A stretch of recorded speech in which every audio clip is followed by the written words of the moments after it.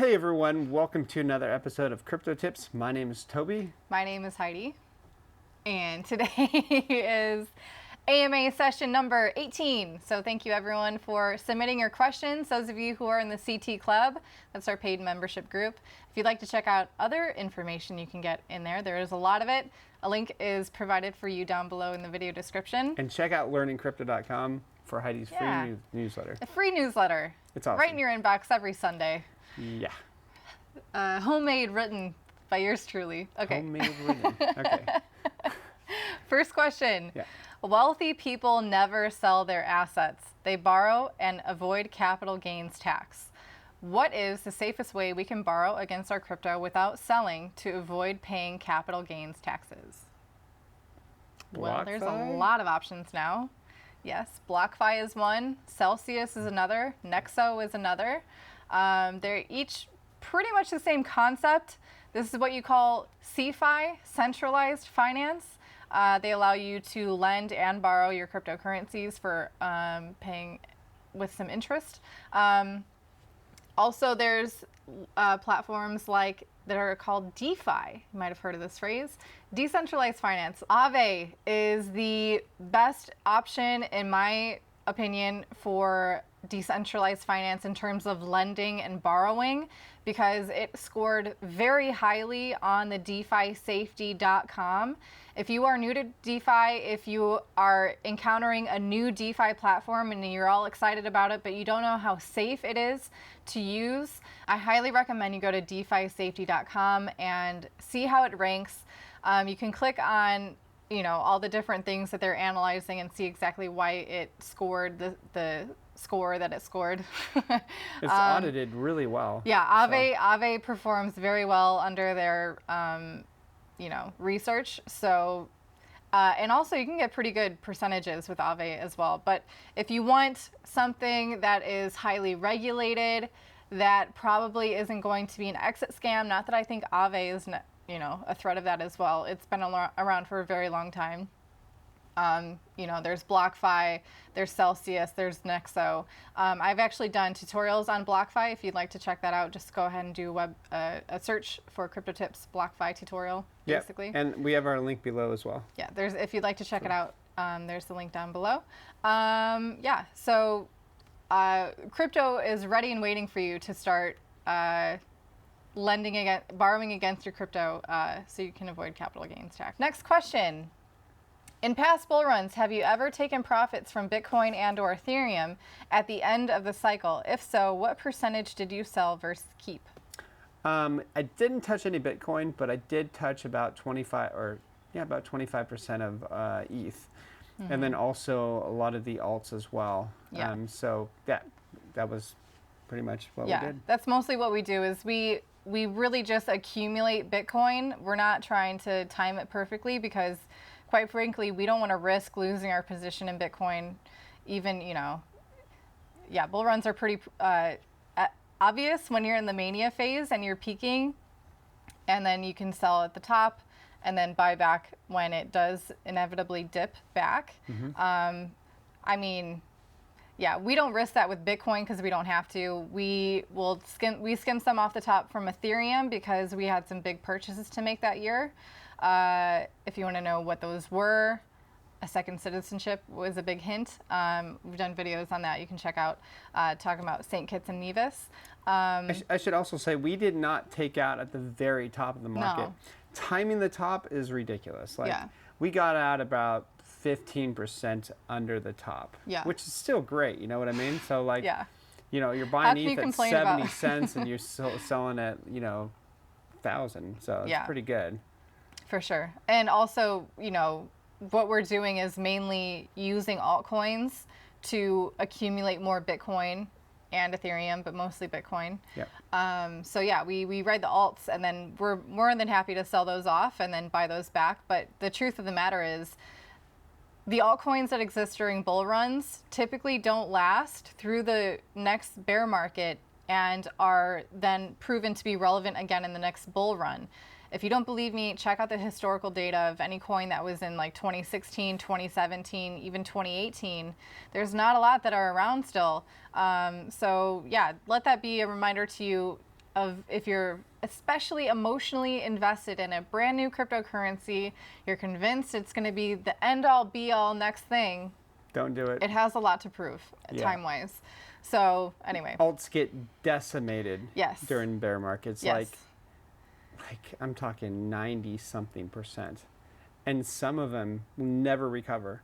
Like some of the best ones in 2017, 2018, where everybody was like, yeah, I love it. I love this coin. Where is it now? Yeah. See ya. Yeah. And there's a lot of people still holding their bags because they, were so emotionally invested in it. Yeah, it sucks. Next question. Do you have any books or podcasts on crypto that you would recommend for those new to the game? I would recommend, if you're new and you're wanting to really understand the bigger picture of cryptocurrencies, you can't do much better than Andreas Antonopoulos. He's a great speaker for cryptocurrencies, and he's really good at explaining. He's a computer scientist. He's studied decentralized systems. He teaches courses on this in university, so he's very well read on how to present the material in a very motivating way. Back in 2011, he was being filmed at a conference of like 3 people in a room. When Bitcoin was at like $100 or less. Yeah, way less. 2011 it was way less. So it was only a couple bucks. So this guy is the bomb, and he has done really well for himself. He's a contrarian, and he understands governments, and he understands that governments can never shut down Bitcoin. Also, Andreas wrote a book called The Internet of Money. That's a pretty good one. And also, I definitely recommend you check out the Bitcoin Standard by Safety Amos. Also, you have the podcast from Trace Mayer called the Bitcoin Knowledge Podcast. He's had Safety on a few times to really talk about the Bitcoin Standard is a really good one if you want to understand, more of a history of how money works, how it has worked in the past, and how Bitcoin builds onto that in a really great way and improves upon that system. So there's some to set you on your path. Next question. Do you think we are in a crypto winter? If so, what should we be doing now? I mean, summertime here. Not really. No, as far as Southern Hemisphere. As far as a crypto winter, I mean, we had a correction, and back in 2017 through 18, we had 6 different 30+%, or even almost 40% dips before we reached an all-time high of almost 20,000.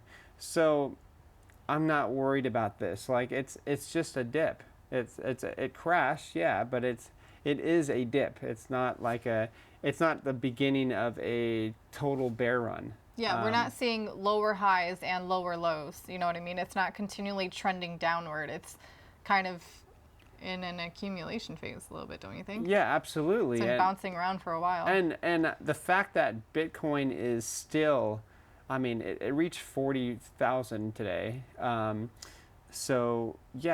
fact that it's still over 10x what it was back in March 2020, I mean, who's sad about that?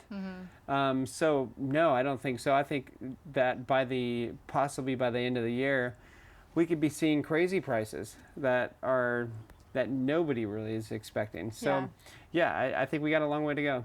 So basically, if this were a crypto winter, great time to buy, first of all.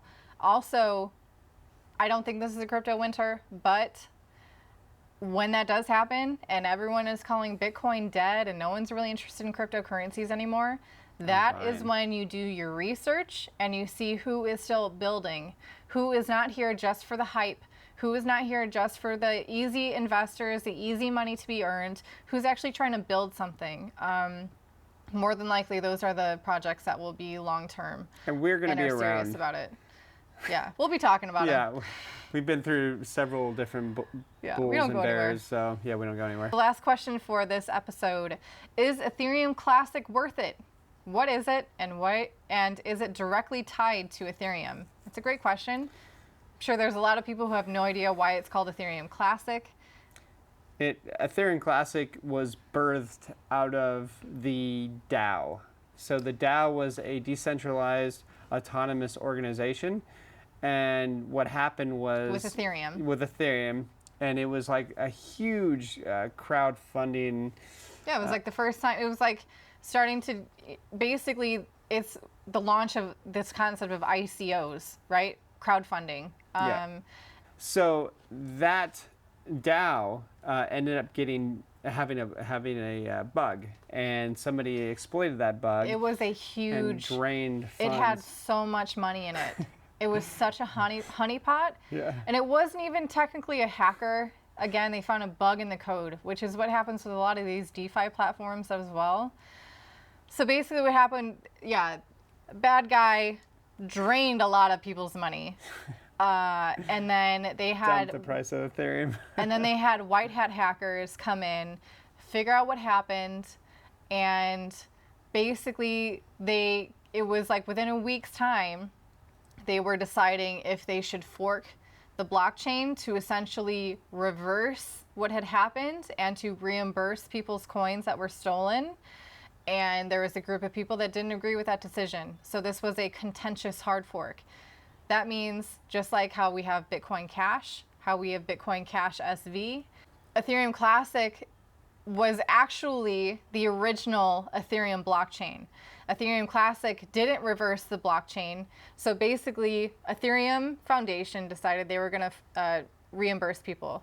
Mm-hmm. And because Ethereum Classic didn't agree with that, they continued on the original chain, and then Ethereum went this way. So that's why we have Ethereum and Ethereum Classic. I mean, it's not really tied to Ethereum. Like, it's not like if Ethereum goes up, Ethereum Classic is going to go up, because Ethereum has all the development, all the activity, all the network effect. Ethereum Classic has, the philosophy of immutability.